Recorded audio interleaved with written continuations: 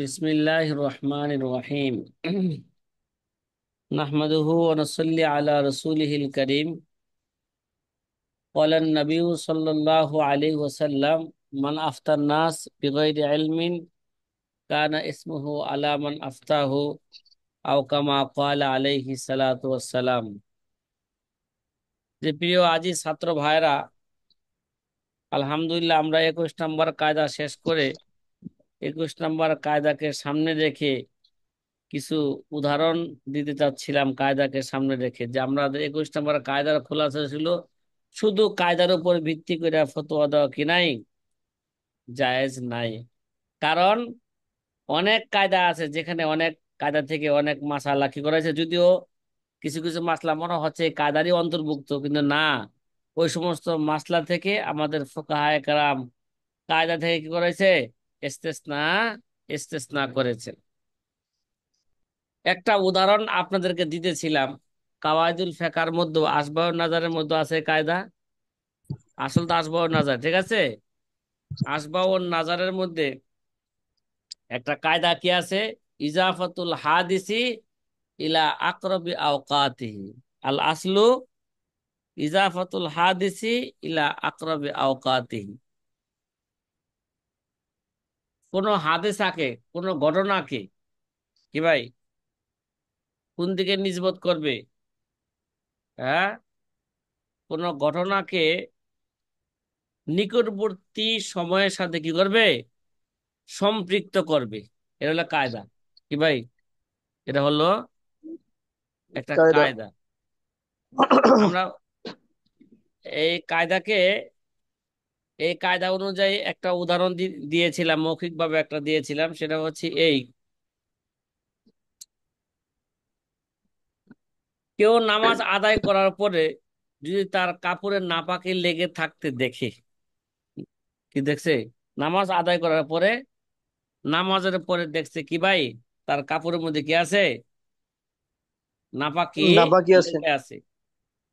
তাহলে সর্বশেষ যখন উজু করেছে তখন থেকে নাপাকি মনে করবে কি ভাই, সর্বশেষ যখন কি করছে, উজু করছে, তখন থেকে এটা নাপাকি ওযু। মনে করবে। এবং কাপড় পবিত্র করে পুনরায় নামাজ কি করবে, আদায় করবে। আর যদি বীর্য লেগে থাকতে দেখে, ঠিক আছে, বলতেছিলাম, তাহলে সর্বশেষ যখন ঘুমিয়েছিল তখন থেকে নাপাকে কি করবে, মনে করবে, এবং গোসল করে পুনরায় নামাজ কি করবে, আদায় করবে। যে আসবাব নাজারের মধ্যে এই কায়দার মাথা হাতে আল্লামা হামাবি রহমতুল্লাহ আলাই এই উদাহরণ দিয়েছেন। দেখছেন। আমরা এই কায়দাকে সামনে রেখে আরেকটা উদাহরণ দিব, এবং কায়দা থেকে যে মাসলা কি হয়, এক কায়দা, এক কায়দার উপর নির্ভর করে আরেক এক এক উদাহরণকে উপর নির্ভর, কায়দার এক উদাহরণকে নির্ভর করে আরেক উদাহরণকে কায়দার অন্তর্ভুক্ত মনে করা যাবে না। আমরা উদাহরণ দিতেছিলাম যে এই কায়দার মাথা হাতে আরেকটা উদাহরণ দিতেছিলাম, যদি স্বামী ইন্তেকাল করার পরে, কোনো স্বামী ইন্তেকাল করার পরে তার বিবি দাবি করলো যে স্বামী ইন্তেকাল যখন করছেন, করার আগে যখন মুমূর্ষু অবস্থায় ছিলেন তখন আমাকে কি দিছে, স্বামী আমাকে তালাক দিছে। তার মানে স্ত্রী দাবি করলো আমাকে স্বামী মুমূর্ষু অবস্থায় তালাক দিছে, এই সময় তালাক কি হবে না, ধর্তব্য হবে না। সুতরাং আমি স্বামীর কি হব, সম্পত্তির ওয়ারিশ হব। মানে সে ওয়ারিশ দাবি করলো, স্ত্রী কি করলো, ওয়ারিশ দাবি ওয়ারিশ করলো। হলো। আর অন্য অন্য ওরাসারা বলতেছে না, যে আমার আমার ছেলে বা কে, আমার ভাই তার স্ত্রীকে তখন তালাক দিছে যখন সে কি ছিল, সুস্থ ছিল। মানে সুস্থ শরীরে কি দিছে, আমার ছেলে তার স্ত্রীকে কি দিয়েছে, সুস্থ শরীরে তালাক দিয়েছে। তার মানে অন্য অন্য অরিসেরা দাবি করলো সে কি পাবে না, এই কথা বলে সে ওয়ারিশ পাবে না। কি পাবে না? আমার ভাই যে সম্পত্তি রেখে গেছে, এই সম্পত্তি দেশে কি পাবে না? ভাগ পাবে না। যে 8 ভাগের 1 ভাগ পাবে না, সন্তান থাকলে 8 ভাগের 1 ভাগ পাবে, সন্তান না থাকলে 4 ভাগের কে 1 ভাগ পাবে, এটা সে পাবে না। এই দাবি কারা করলো? অন্য অন্য অরিশগণ করলেন। যে হারিসুদ্দিন ভাই, উদাহরণ কি বুঝা আসতেছে? কথা বলে না। জি ওস্তাদ জি। আলহামদুলিল্লাহ। এখন তাহলে স্ত্রী দাবি করলো আরেকটা, আ- অন্যরা অন্য অরিশ দাবি করলো কি আরেকটা, তাহলে তাদের মধ্যে কি হইলো? এই দাবির মধ্যে তারুজ হয়ে গেছে না? এবং জি। তাদের কারো কি নাই? সাক্ষীও নাই। বাস্তবে কখন তালাক দিছে এই ব্যাপারে কারো কি নাই? স্ত্রীরও সাক্ষী নাই, আর অন্যান্য অরিজিনাল কিনা তাদের দাবি, কারো দাবি অনুযায়ী কি নাই? কথা কি বুঝতে পারতেছেন? জি তাহলে যদি আলহামদুলিল্লাহ। সাক্ষী না থাকে, তাহলে অন্য কোনো ভাবে তাদের কোনো প্রত্যেকের দাবিকে তারা কি করতেছে না সাবেত করতে, সাবেত করে একটা মাধ্যম ছিল সাক্ষী থাকে। সাক্ষীও কি? সাক্ষীও নাই। তাহলে এই মুহূর্তে স্ত্রীর কথা গ্রহণযোগ্য হবে, না অন্য অন্য অরিশদের কথা কি হবে গ্রহণযোগ্য হবে? কায়দায় কি বলে? যোগ্য। কায়দায় কইতেছে স্ত্রীর কথা গ্রহণযোগ্য কেন? স্ত্রী দাবি করছে নিকটবর্তী সময়, মানে মরজে মৌতের, মরজে মৌত বেশি, ইন্তেকালের বেশি নিকটবর্তী, না সুস্থতা বেশি নিকটবর্তী? কথা কয় না। প্রত্যেক ব্যক্তি কিন্তু ইন্তেকাল আগে মুমূর্ষু অবস্থায় থাকে। কি ভাই? প্রত্যেক ব্যক্তি কি করে? মুমূর্ষু অবস্থায়, সে যতই শারীরিকভাবে সুস্থ থাকুক না কেন, ইন্তেকালের পূর্ব মুহূর্তে সে কি হয়ে যায়? মুমূর্ষু অবস্থায় চলে যায়। কথা কি বুঝা আসতেছে? তাহলে এখন বলেন যে কোনটা নিকটবর্তী? মরজে মত বেশি নিকটবর্তী, না সুস্থ অবস্থা বেশি নিকটবর্তী? তাইলে কায়দা দাবি করতেছে কি? ইসাফাতুল হাদিসি ইলা আকরবি আওকাতিহি। হাদিস আগে তার ঘটনাকে কি করা হবে? তার নিকটবর্তী সময়ের দিকে সম্পৃক্ত করা হবে। সুতরাং এই অনুযায়ী এবার কি হবে? যদি মরজে মৌতের মধ্যে তালাকের কথা কায়দায় বলতেছে, কোন অবস্থা তালাক দিছে, তাহলে স্ত্রীর কথা কি হবে? গ্রহণযোগ্য হবে। সাথী ভাইরা কথা কি বুঝা আসছে? কায়দা অনুযায়ী আরেকটা উদাহরণ। কিন্তু এই কায়দা থেকে আরেকটা হুবহুব আরেকটা মাসলাকে কি করা হয়েছে? ইস্তেসনা করা হয়েছে। উদাহরণ, কেউ কোন মাসলাকে ইস্তেসনা করা হয়েছে কায়দা থেকে? যে কোন জিম্মি ব্যক্তির, জিম্মি, ঠিক আছে, কোন জিম্মি ব্যক্তির বিবি, হ্যাঁ, তার স্বামী এন্তেকাল করার পরে দাবি করলো সে স্বামীর এন্তেকালের পরে সে ইসলাম গ্রহণ করেছে। কি করেছে? কথা কয় না। স্বামীর এন্তেকালের পরে সে কি করছে? তার মানে স্বামী এন্তেকালের সময় সে কি ছিল? ইসলাম কাফেরই ছিল। গ্রহণ করছে। ভাই ভাই কথা কি বুঝতেছেন? কোন জিম্মি জি ব্যক্তির, আলহামদুলিল্লাহ। কোন জিম্মি ব্যক্তির স্ত্রী দাবি করলো, জিম্মি তো অমুসলিম কাফের, তো তার স্ত্রীও কি সাধারণত কি হবে? কাফেরই হবে। তে জিম্মি ব্যক্তির স্ত্রী দাবি করলো তার স্বামী যখন এন্তেকাল করেছে, ঠিক আছে, এন্তেকাল করেছে তারপরে সে ইসলাম গ্রহণ করেছে। তার মানে স্বামীর এন্তেকালের সময় সে কি ছিল? সেও কাফের ছিল। তার মানে এই কথা দাবি করে সে কাফের স্বামী থেকে অরাসারদের কি করলো? দাবি করলো। স্বামী কাফের অবস্থায় ইন্তেকাল করছে, ওই মুহূর্তে আমিও কি ছিলাম? কাফেরে ছিলাম, সুতরাং স্বামীর কি হব? সম্পত্তির ওয়ারিশ আমি হব। কথা কি ভাই বুঝতেছেন? হ্যাঁ। জি আলহামদুলিল্লাহ। আর জিম্মি ব্যক্তির অন্য অন্য ওয়ারিশরা তারা দাবি করলো যে এই জিম্মি ব্যক্তির স্ত্রী সে জীবিত থাকা অবস্থায় ইসলাম গ্রহণ করেছে। কোন কোন অবস্থায়? অথবা এই মৃত্যু জীবিত ব্যক্তির জিম্মি মৃত্যু ব্যক্তির ভাই দাবি করলো আমার ভাবি কি করছে, আমার ভাই জীবিত থাকা অবস্থায় ইসলাম গ্রহণ করেছে। আর ভাবি দাবি করছিল কি তার স্বামী এন্তেকালের পরে সে ইসলাম গ্রহণ করেছে। তাহলে ওয়ারিসদের দাবি অনুযায়ী যদি ভাইয়ের জীবিত দশায় সে যদি ইসলাম গ্রহণ করে থাকে তাহলে সে কি পাবে না? ইসলাম কি হয়ে গেছে গা ভাই? ইসলামের দ্বারা কি হয়েছে, তাফসীর হয়ে গেছে না? কথা কয় না। ধর্ম কি হয়ে গেছে গা? ভিন্ন হয়ে গেছে। ধর্ম ভিন্ন হইলে কি পাবে না? মাওয়ানে ওয়ারেসের একটা চারটা কারণ মধ্যে এটা একটা কারণ, যে ধর্ম ভিন্ন হইলে সে কি পাবে না? মেরাজ পাবে না। মিরাজ পাবে না।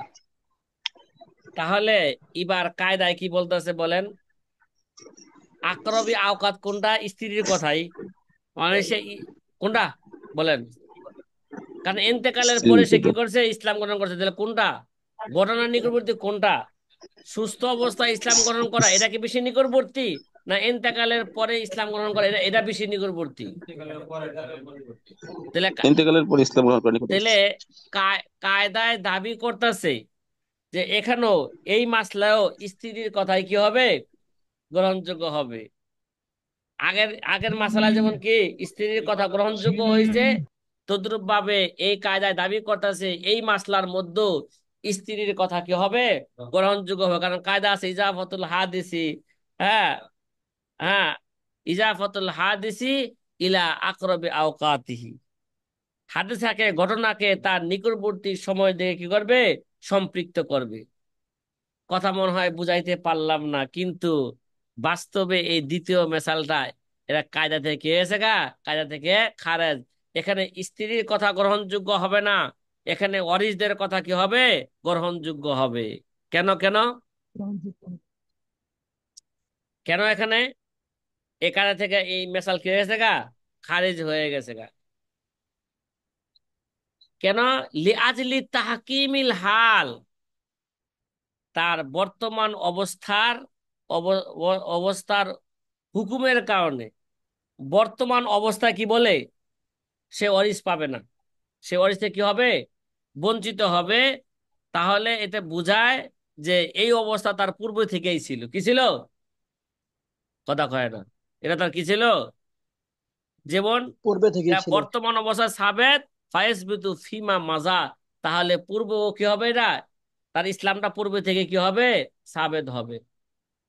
সুতরাং এই স্ত্রীর কথা কি হবে না, গ্রহণযোগ্য হবে না। এটা অন্য অন্য অরিসদের কথাই কি হবে, গ্রহণযোগ্য হবে।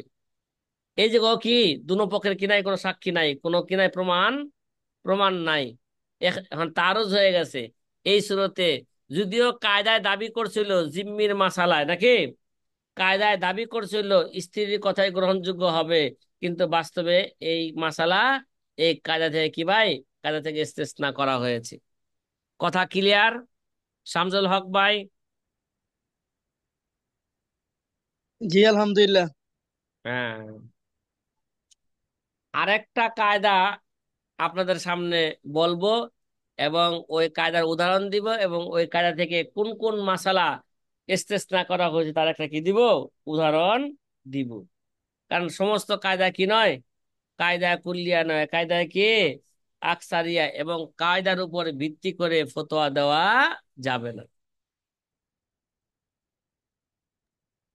আসবাব নাজারের মধ্যে আরেকটা কায়দা আছে, কি আছে, ভালো করে মন রাখেন।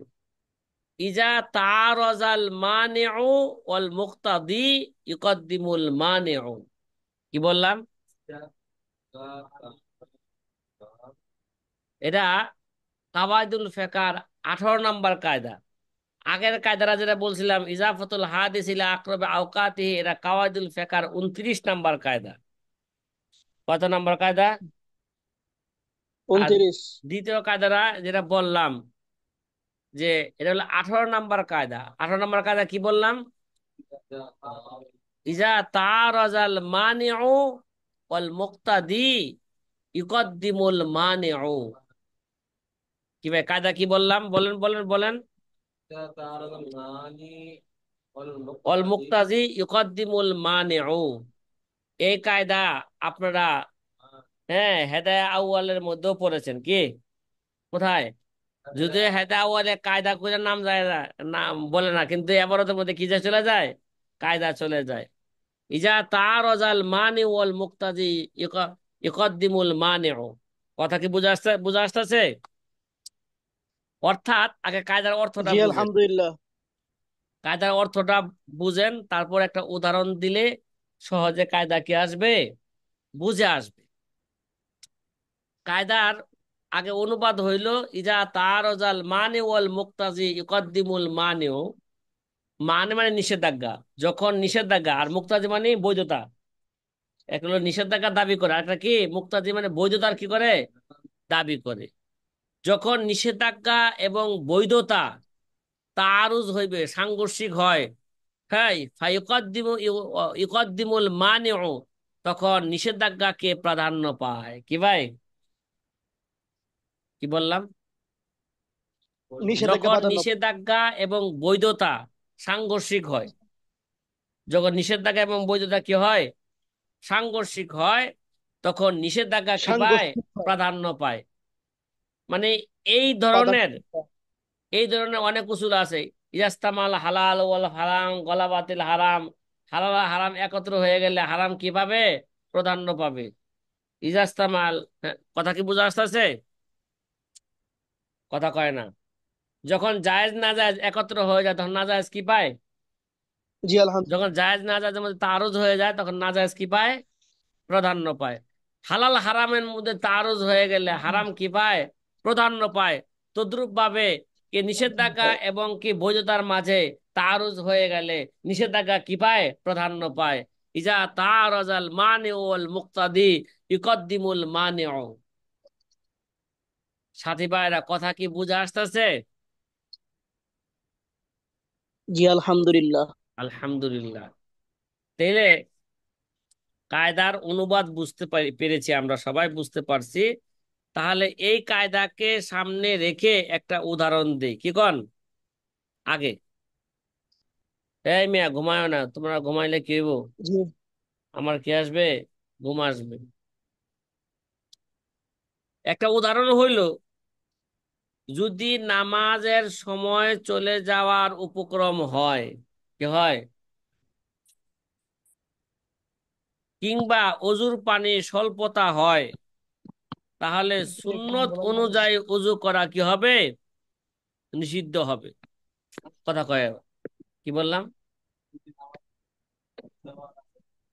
যদি নামাজের যদি সময় চলে যাওয়ার যদি কি হয়, অথবা পানি কি উপ- আছে, অল্প আছে, তাহলে সুন্নত অনুযায়ী ওযু করা কি ভাই, নিষেধ।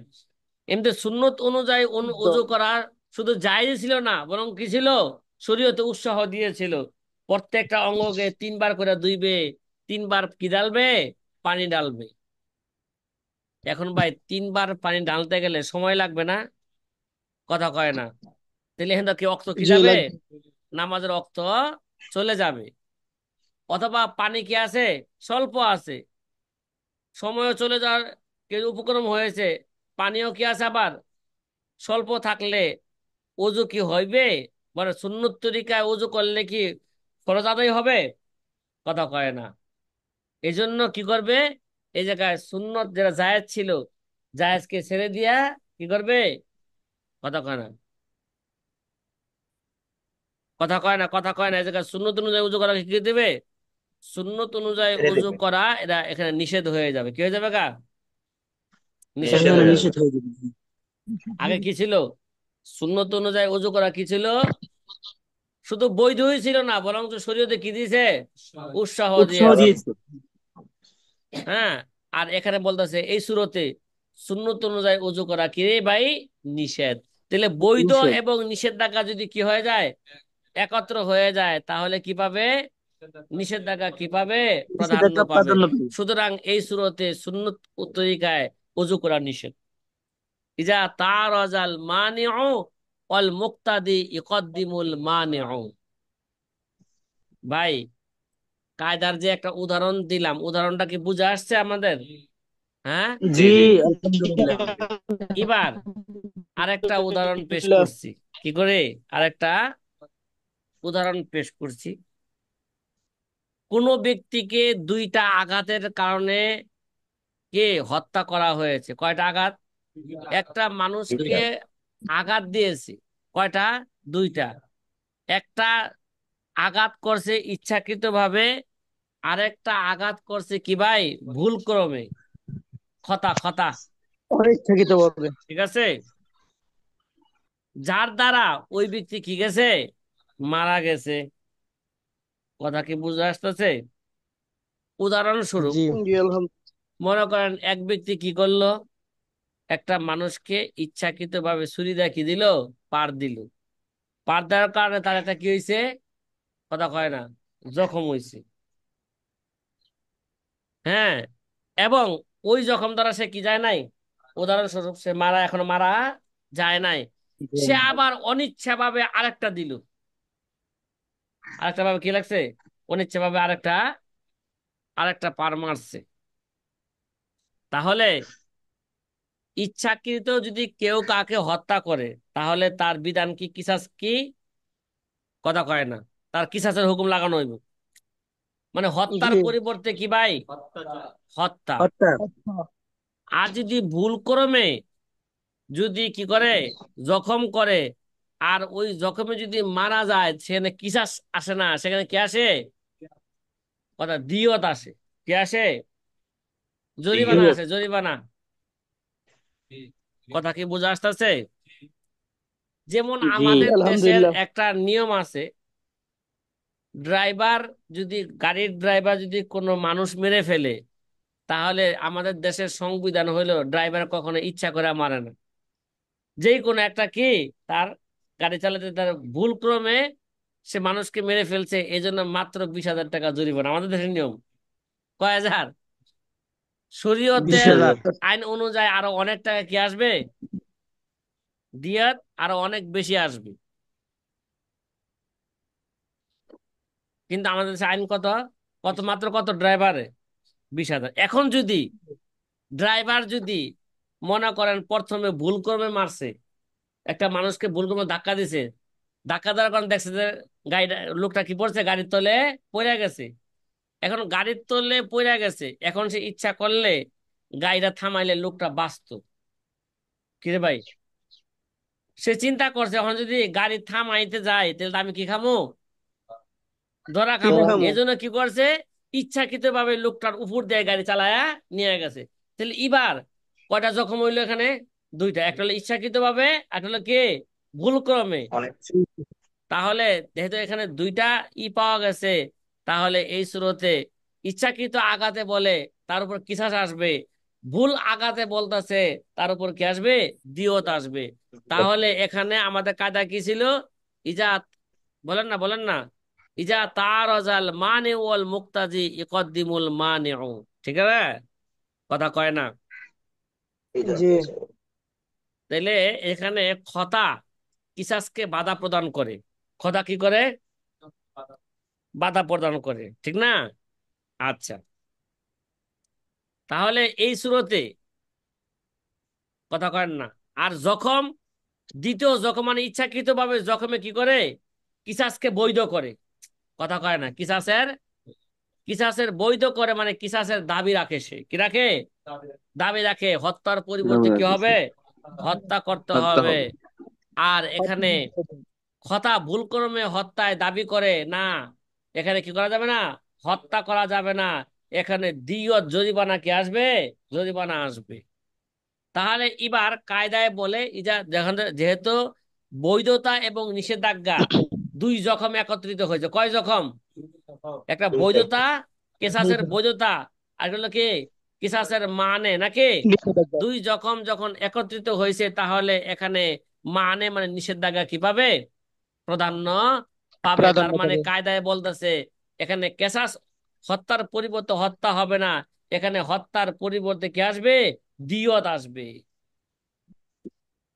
কথা কি ভাই বুঝাইতে পারতাছি আপনাদেরকে? জি আলহামদুলিল্লাহ। তাহলে এই কায়দার মধ্যে মানে এবং মুক্তাজি তারুজের সময় এখানে মানেকে কি দেওয়া হইলো? প্রাধান্য দেওয়া হইলো। নিষেধাজ্ঞা কি দেওয়া হইলো? যেই জখমে কেসাসকে নিষেধ করে তাকে কি দেওয়া হইলো? প্রাধান্য দেওয়া হইল। এই কায়দা থেকে আরেকটা মাসালাকে ইস্তেসনা করা হয়েছে। কি করা হয়েছে? মাসলাকে এই কায়দার উপর ভিত্তি কইরা ওই মাসলার ফয়সালা দেওয়া যাবে না। সে মাসলাটা কি?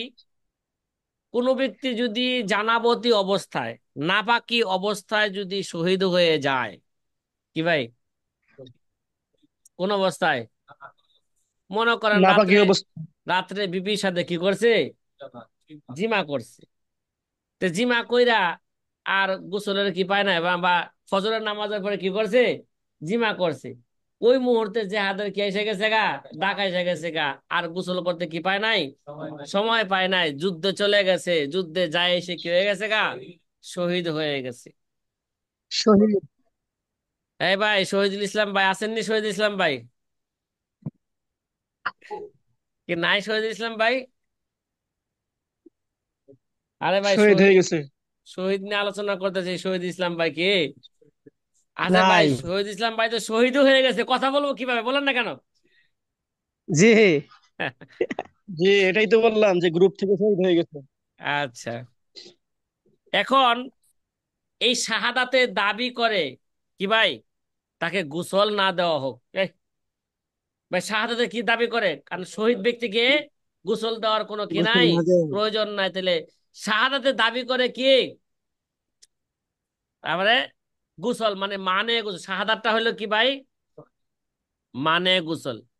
শাহাদাতটা মানে গোসল হওয়া সত্ত্বেও ইমাম আবু হানিফা রহমতুল্লাহ আলাইহি বলেন এখানে মানের কোনো কি নাই, ধর্তব্য নাই। ঠিক আছে? আর ওই জিমাটা দাবি করে কি বলেন? কথা কয় না। জিমাটা, জিমাটা দাবি করে তার গোসল করতে হবে। আর শাহাদাত দাবি করে গোসল কি এখানে নিষেধ। তাহলে মানে এবং কি বৈধতা কি হয়ে গেল গা, একত্রিত হয়ে গেল। সুন্দর। তাহলে কায়দায় দাবি করে তাকে গোসল দেওয়া লাগবে না। এই ভাই কায়দা দাবি করে কি, যেটা মানে গোসল দেওয়া মোকদ্দম লাগবে না। হইব। আর জানাবতে দাবি করে, নাপাকিতে দাবি করে তারে কি করতে হবে? তার শরীরে কি আছে? নাপাকি লাগাই আছে, তার জাকারে নাপাকে লাগে আছে, তার অন্ডকোষের নাপাকি কি আছে? লাগে আছে। এই নাপাকিতে দাবি করে নাপাকি, তাকে কি করতে হবে? গোসল দিতে হবে।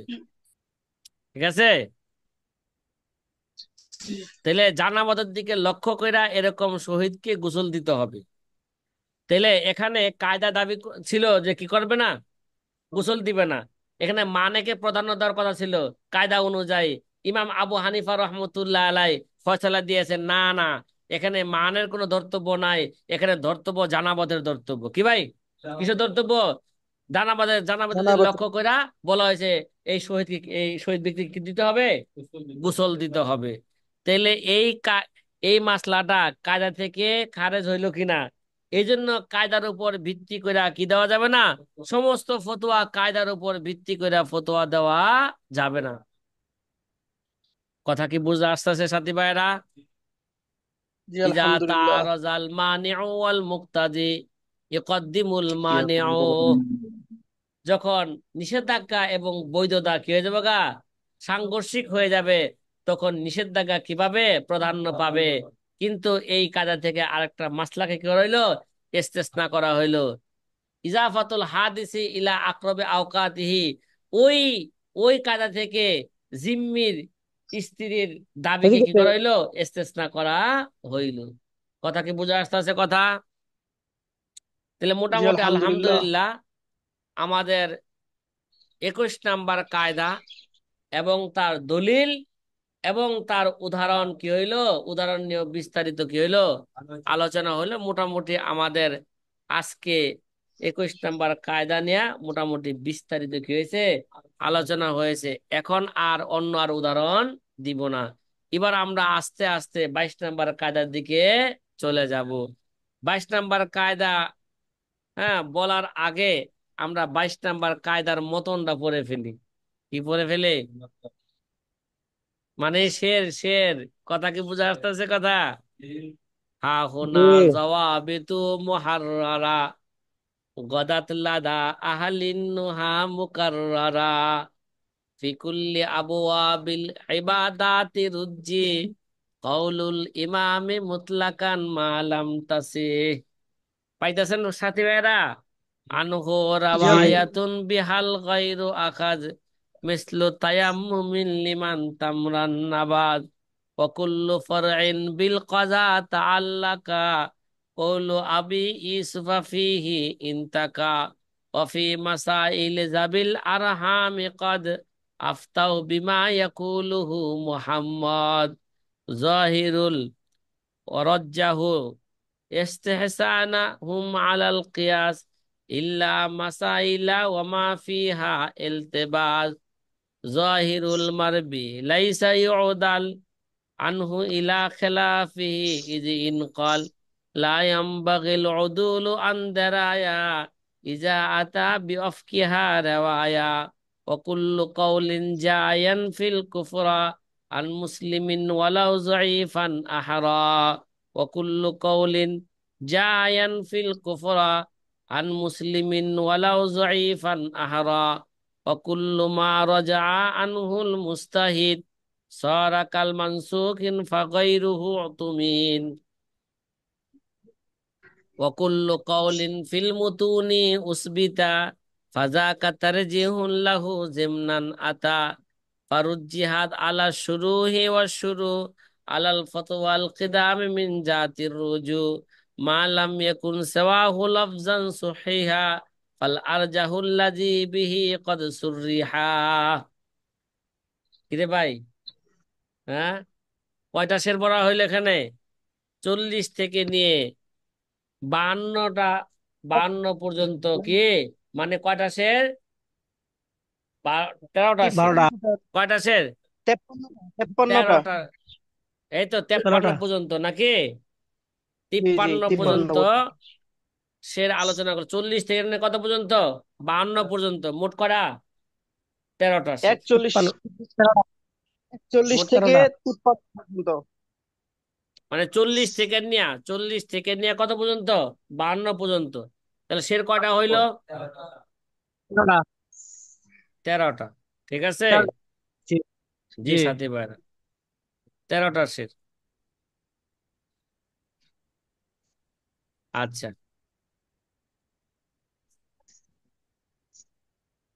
তাহলে এবার আমরা এই 13 নাম্বার, কি বললাম, 13টা শের একসাথে কি করা হয়েছে এখানে আলোচনা করা হয়েছে। ঠিক আছে। এখানে প্রথম মানে 40 এবং 41 নাম্বার শেরের মধ্যে, 40 41 নাম্বার শেরের মধ্যে 22 নাম্বার উসুল বর্ণনা করা হয়েছে। কি ভাই, কয় নাম্বার? 22 22 নম্বর নাম্বার। উসুল। 22 নাম্বার উসুল বর্ণনা করা হয়েছে। এবং দেখেন 43 নাম্বার, 43 নাম্বার শেরের মধ্যে, 43 নাম্বার শেরের মধ্যে 23 নাম্বার উসুল বর্ণনা করা হয়েছে। কয় নাম্বার? 23 number 23 number. উসুল বর্ণনা করা হয়েছে। আর 44 নাম্বার শেরের মধ্যে 24 নাম্বার উসুল বর্ণনা করা হয়েছে। কত নাম্বার? 24 নাম্বার উসুল বর্ণনা করা হয়েছে। 45 নাম্বার শেরের মধ্যে 25 নাম্বার উসুল বর্ণনা করা হয়েছে। কত নাম্বার? 25 25 নাম্বার। নাম্বার উসুল বর্ণনা করা হয়েছে। কত নাম্বার শেরের মধ্যে? 45 নাম্বার শেরের মধ্যে। কথা কি বুঝা আসতেছে সাথী ভাইরা? জি জি আলহামদুলিল্লাহ। আলহামদুলিল্লাহ। তাহলে মোটামুটি আমাদের এই শেরগুলো নিয়ে একটা দীর্ঘ কি হবে আলোচনা হবে। এবং 46 নাম্বার শেরের মধ্যে কত নাম্বার? 46 স্যার। 46। 46 নাম্বার শেরের মধ্যে আমাদের কত নাম্বার উসুল? 26 নাম্বার উসুল কি হবে? ঠিক আছে, কথা বললাম, কি বললাম? ছাব্বিশ 46 নাম্বার রসুল বর্ণনা করেছে। বা 46 47 নাম্বার শেরের মধ্যে আমাদের 26 নাম্বার উসুল কি করা হয়েছে, বর্ণনা করা হয়েছে। এবং 48 নাম্বার শেরের মধ্যে 27 নাম্বার উসুল বর্ণনা করা হয়েছে। কত নাম্বার? 27 27 number number. উসুল বর্ণনা করা হয়েছে। আর 50 নাম্বার শেরের মধ্যে আমাদের 28 নাম্বার উসুল বর্ণনা করা হয়েছে। কয় নাম্বার? 28 number 28 number. উসুল বর্ণনা করা হয়েছে। কথা কি বুঝা আসতেছে সাথী ভাইরা? জি। তাহলে জি আলহামদুলিল্লাহ। আরো দুই একটা শেরের মধ্যে আরো দুই একটা উসুল চলে গেছে, যেগুলো পূর্বে কি হয়ে গেছে গা, এই সেই উসুলগুলো নিয়ে আলোচনা হয়ে গেছে। তাহলে মোটামুটি এই 13টা শেরের মধ্যে কয় নাম্বার উসুল? 22, 23, 24, 25, 26, 27, 28। এই 13টা শেরের মধ্যে কমপক্ষে 7টা উসুল বর্ণনা করা হয়েছে। আরে বাবা রে বাবা, বড় ফজিলতের কথা, হ্যাঁ। এই জন্য সুবহান আল্লাহ। কে? সুবহানাল্লাহ। জি। এই 13টা শেরের মধ্যে কয়টা উসুল বর্ণনা করা হয়েছে? কথা কয় না। 7টা। আচ্ছা, 7টা উসুল কি হয়েছে, বর্ণনা বর্ণনা করা করা হয়েছে। হয়েছে। মাশাআল্লাহ।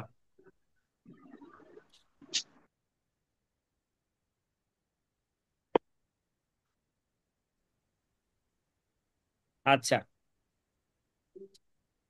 22 নাম্বার উসুল এখন শুরু হতে যাচ্ছে নাকি? প্রথমে কি হবে? 7টার মধ্যে কয় নাম্বার উসুল আইব প্রথমে? 22 22 নাম্বার। নাম্বার। 22 নাম্বার আচ্ছা। উসুল বর্ণনা করা হবে। শেরের আলোচনার পূর্বেই 22 নাম্বার উসুলটা, শেরের অনুবাদ করার পূর্বেই 22 নাম্বার উসুলটা আপনাদের সামনে কি করে ফেলি, বলে ফেলি। 22 নাম্বার উসুল হইল যে সমস্ত মাসালা নামাজ, রোজা ইত্যাদি এবাদতের সাথে সম্পৃক্ত। কি ভাই? যে সমস্ত মাসালা নামাজ, রোজা ইত্যাদি এবাদতের সাথে সম্পৃক্ত, তাহলে ওই সমস্ত মাসালার মধ্যে যদি ইখতিলাফ হয়ে যায়, কি হয়ে যায়? ইখতিলাফ হয়ে যায়, তাহলে ওই জায়গায় যদি ইমাম আবু হানিফার কোনো মশহুর কৌল পাওয়া যায়, তাহলে আবু হানিফার কৌলের উপরে কি হবে, ফতোয়া হবে। তাহলে মোট কথা, এবাদতের ক্ষেত্রে এবাদতের মাসালার মধ্যে যদি ইখতিলাফ হয়ে যায়, তাহলে আবু হানিফার কৌলের উপরে কি হবে, ফতোয়া হবে। কথা কি বুঝেছেন? জি। হ্যাঁ, যদি আমাদের মাশায়েখগণ যদি আবু হানিফার যদি কোনো মশহুর কোন ফতোয়া না দিয়া, যদি কোনো মারজু আনহু, আবু হানিফা যে কোল থেকে কি করছেন, রুজু করছেন, যেই কোল আবার ইমাম সাহেবের অন্য অন্য ছাত্ররা কি করছেন, গ্রহণ করেছেন, তাহলে যদি মাশায়েখগণ যদি মারজু আনহু রায়াতের উপর যদি কি দেন, ফতোয়া দেন, ঠিক আছে, তাহলে কথা কয় না, সরাসরি যদি ফতোয়া দেন, তাহলে এর উপর কি করতে হবে, ওইটা আমাদের মাশায়েখগণ যার উপর ফতোয়া দিচ্ছে তার উপর কি করতে হবে, আমল করতে হবে। যদি মাশায়েখগণ যদি আবু হানিফার কি কৌলে মুখতারের বিপরীত যদি কোনো মাসালা